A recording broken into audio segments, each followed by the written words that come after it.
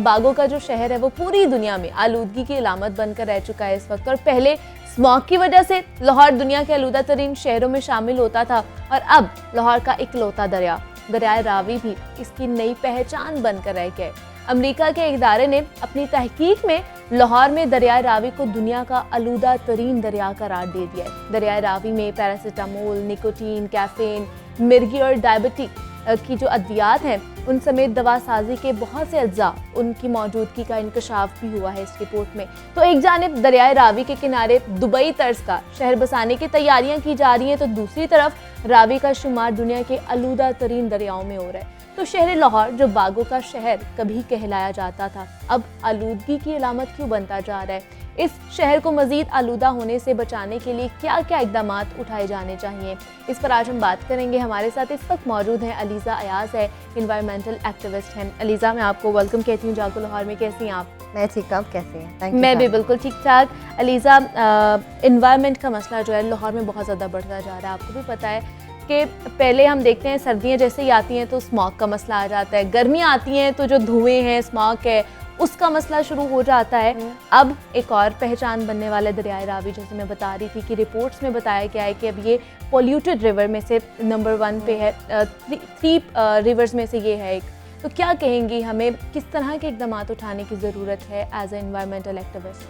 Thank you Muneeba. I think सबसे पहले तो हम फ़ज़ाई आलूदगी का बहुत सुनते हैं ये वर्ड, बट आई थिंक एक और वर्ड जो हर पाकिस्तानी को पता होना चाहिए वो ये है मौसमियाती तब्दीली, यानी कि क्लाइमेट चेंज। और एक्चुअली आई थिंक पाकिस्तान में और लोगों को पता चल रहा है कि क्लाइमेट चेंज से मुराद क्या है, उसके इफ़ेक्ट्स क्या है। इवन जो हमारे लेबरर्स हैं, फार्मर्स हैं, उन्हें एहसास है कि मौसमियाती तब्दीली वो देख रहे हैं, चाहे उनकी फसल नहीं उग रही है, बारिश ज़्यादा हो रही है, हीट वेव ज़्यादा हो रही हैं, और ऑफ कोर्स हमें इसके लिए बहुत शॉर्ट टर्म और लॉन्ग टर्म मेजर्स लेने हैं। आपने रिवर रावी की बात की, एंड इट्स वेरी अनफॉर्चुनेट कि हम लोग अपने माहौल में, फ़िज़ा में तो देखते ही हैं कि there is a lot of pollution, but अब हमारे water beats the world's most polluted water, which is quite unfortunate. और जैसे कि आपने रीज़न कहा, देयर इज़ फार्मास्यूटिकल ड्रग्स इसमें, जो कि बहुत हैरानगी की बात है कि इसमें एपिलेप्सी की ड्रग्स, कैफीन, पैरासीटामोल मौजूद है। तो clearly these are industrial goods, और एक्चुअली पाकिस्तान गवर्नमेंट ने काफ़ी साल ही पहले मैंडेट कर चुके थे कि हम लोग इस तरह की ड्रग्स डिस्पोज ऑफ नहीं कर सकते, you can not dispose this into the reverse, but ये फिर भी हो रहा है। exactly. तो आई थिंक मसला सबसे बड़ा ये है कि लॉज बनाने वाले बहुत लोग हैं, बट लॉज फॉलो करने वाले कम लोग हैं। तो we need a team that implements these laws. फिर आई थिंक दूसरी बात आ जाती है अर्बनाइजेशन डेवलपमेंट के बारे में। हम चाह रहे हैं कि रिवर रावी में डेवलपमेंट अथॉरिटी हो रही है जहाँ पे कमर्शियल लैंड होंगे, बट आई थिंक इस तरह नहीं होना चाहिए। वो एग्रीकल्चरल लैंड है, वो फसलों के लिए है। और हम एक जगह कह रहे हैं कि 100 मिलियन भी सुनामी हम करेंगे ट्रीज़ का, और दूसरी जगह हम और बिल्डिंग्स बना रहे हैं, जो कि नहीं करना चाहिए। हमें और ट्रीज़ चाहिए ताकि वो ऑफसेट करें कार्बन एमिशंस को, जो स्मॉग के इफ़ेक्ट्स हैं उन्हें कट डाउन करें। और आई थिंक ये एक एवरलास्टिंग प्रॉब्लम हो सकती है अनलेस हम इमीडिएट इसके एक्शन लें। लेकिन इस तरह का जो माहौल है आजकल हमारे इर्द गिर्द है, जिसमें हम रह रहे हैं, कितना खतरनाक है हम लोगों के लिए। उसमें हम सांस ले रहे हैं, खा पी रहे हैं, कितना खतरनाक है? बहुत ज़्यादा। इसके अगेन शॉर्ट टर्म और लॉन्ग टर्म इफेक्ट्स है। शॉर्ट टर्म में आई थिंक इमीडिएटली किसी को भी इरिटेशन हो सकती है अपनी नोज़ में, थ्रोट में।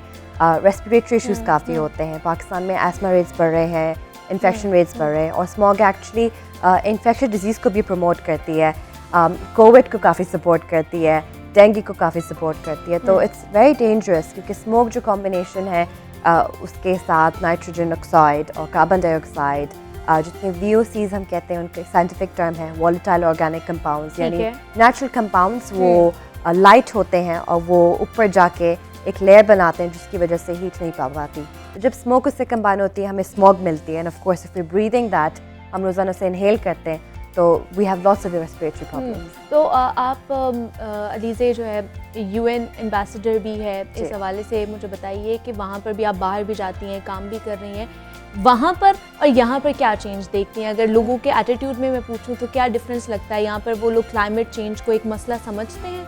जी, आई थिंक अगर आप मुझसे ये सवाल 2 साल पहले पूछी तो मैं आपसे कहती पाकिस्तानियों को बिल्कुल परवाह नहीं है, बहुत इग्नोरेंट है।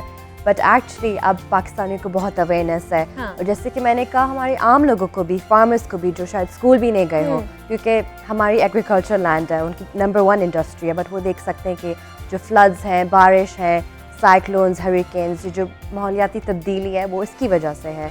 एटीट्यूड के बारे में आई थिंक जिन लोगों का एटीट्यूड चेंज होना चाहिए वो हैं पॉलिटिशियंस और business owners, private sector and public sector वाले, जो एक्चुअली उनके पास they have the money and the influence to make changes.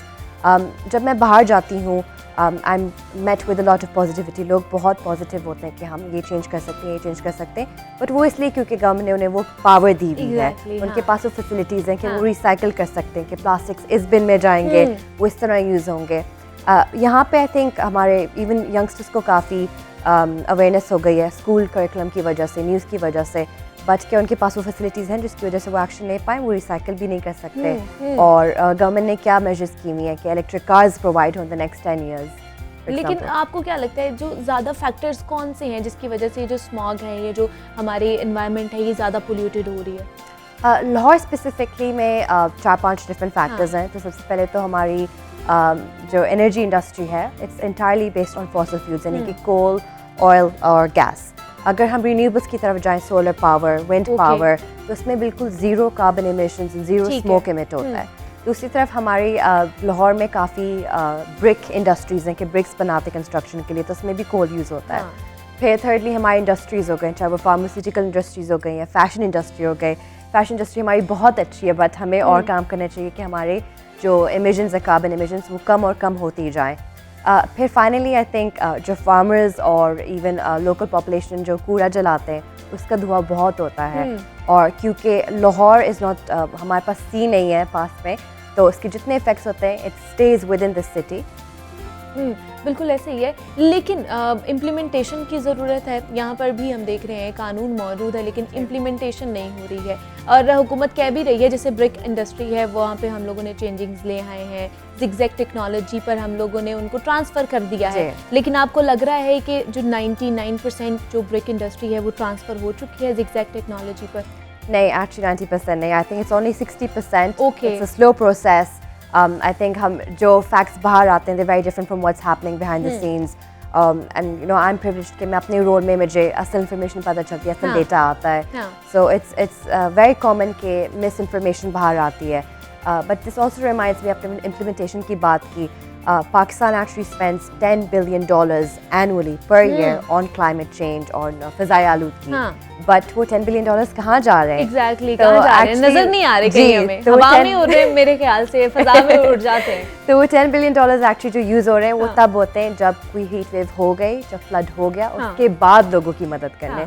तो वो पैसा ज़ाया हो रहा है। अगर उस पैसे को हम पहले से लगाएं ताकि फ्लड्स नहीं हो, हीट वेव्स नहीं हो, या वी बेटर मॉनिटर देम, तो फिर it's a better effect, it's a better use of money. So I think we're wasting $10 billion, and at the same time I think our Prime Minister, उन्होंने बहुत अच्छे I think comments किए, उन्होंने कहा कि हर family को 5 trees plant करनी चाहिए at least, but क्या वो वाकई में करेंगे कि नहीं?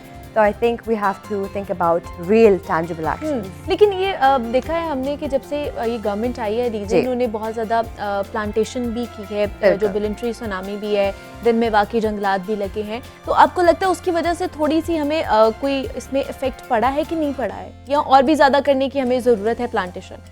आई थिंक 100% इफेक्ट पड़ा है, और सबसे बड़ा जो इफेक्ट पड़ा है वो ये है कि अब लोगों को और एहसास हो रहा है। अच्छा। And the local population is building pressure on the government, और गवर्नमेंट को जब ये एजुकेशन है, there more more educated people who care about health and environment, तो I think this definitely a change. But I think सबसे unfair चीज़ पाकिस्तान के लिए ये है कि पाकिस्तान ग्लोबली सिर्फ less than 1% of climate change को कंट्रीब्यूट करती है। बट अगर आप रैंकिंग देखें कि कौन सी कंट्रीज मोस्ट अफेक्टेड होती हैं bye climate change, Pakistan is one of the top 10। तो ये बहुत अनफेयर है कि पाकिस्तान में वैसे ही बहुत मसले हैं, वो पॉवर्टी हो, डिफॉरेस्टेशन हो, या इलिटरेसी हो, लैक ऑफ एजुकेशन हो, और अब क्लाइमेट चेंज का मसला, तो हमारे ऊपर बहुत हैवी बर्डन है, and we already have a lot of pressure on us. It's very difficult, but I really appreciate the current government's efforts. जो है इक़दाम तो किए जा रहे हैं, लेकिन इम्प्लीमेंटेशन का मसला आ जाता है। दूसरा लीजिए हम देखते हैं कि कुछ देर पहले हमने देखा कि गवर्नमेंट ने बहुत सख्ती की, पाबंदी लगाई प्लास्टिक बैग्स के ऊपर, आपने भी सुना होगा। वो हमें थोड़ी देर के लिए तो मार्केट से गायब नजर आए, लेकिन अब दोबारा से हमें वही प्लास्टिक बैग्स जो है वो मार्केट में नजर आ रहे हैं। तो हमारे देखने वालों को बताइए कितने खतरनाक है हमारी सेहत के लिए। बहुत ज़्यादा प्लास्टिक बैग्स की वजह से पूरी दुनिया में इंक्लूडिंग पाकिस्तान में अबाउट 100,000 सी टर्टल्स मरते हैं, क्योंकि वो समझते हैं कि ये खाना है, और अगर आप किसी भी हाईवे से गुजरे हैं, आई एम श्योर आप ट्रीज में देखेंगे प्लास्टिक बैग वहाँ फंसा हुआ है। प्लास्टिक बैग्स बायोडिग्रेडेबल नहीं है, इसका मतलब वो नेचुरली इन्वायरमेंट में रॉट नहीं होते, दे नॉट डिस्ट्रॉयड एवर, वो थाउजेंड्स ईयर्स के लिए वहाँ रहते हैं, प्लांट्स को सफोकेट करते हैं, फिर ग्रीनरी नहीं होती तो कार्बन डाइऑक्साइड कम नहीं होता, तो इसीलिए स्मॉग और होती जाती है।